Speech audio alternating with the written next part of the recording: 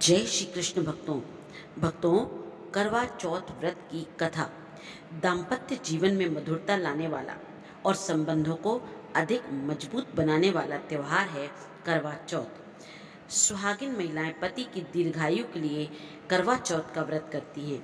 शाम को चांद को अर्घ्य देकर और छलनी से पति का चेहरा देखकर व्रत का पारण करती हैं। वहीं कुंवारी कन्याएं मनोनुकूल पति की प्राप्ति के लिए इस दिन निर्जला व्रत रखकर तारों को देखेंगी, फिर व्रत खोलेंगी। तो करवा चौथ व्रत की कथा इस प्रकार है भक्तों। करवा चौथ की कहानी है कि देवी करवा अपने पति के साथ तुंगभद्रा नदी के पास रहती थी।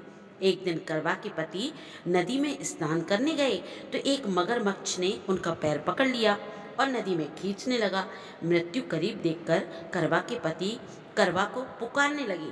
करवा दौड़कर नदी के पास पहुंची और पति को मृत्यु के मुंह में ले जाते मगर को देखा।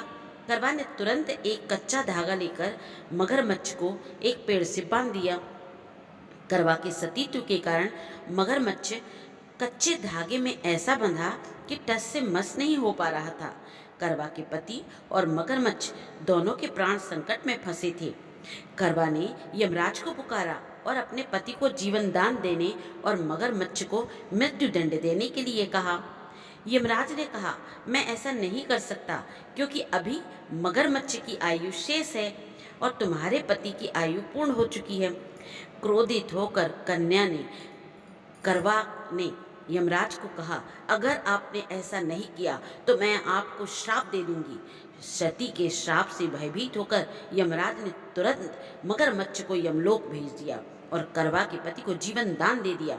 इसलिए करवा चौथ के व्रत में सुहागिन स्त्रियां करवा माता से प्रार्थना करती हैं, करवा माता, जैसे आपने अपने पति को मृत्यु के मुंह से वापस निकाला वैसे ही मेरे सुहाग की रक्षा करें।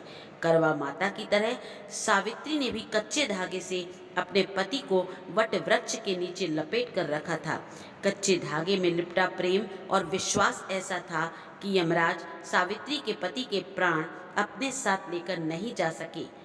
सावित्री के पति के प्राण को यमराज को लौटाना पड़ा और सावित्री को वरदान देना पड़ा कि उनका सुहाग हमेशा अमर बना रहे और लंबे समय तक दोनों साथ रहें।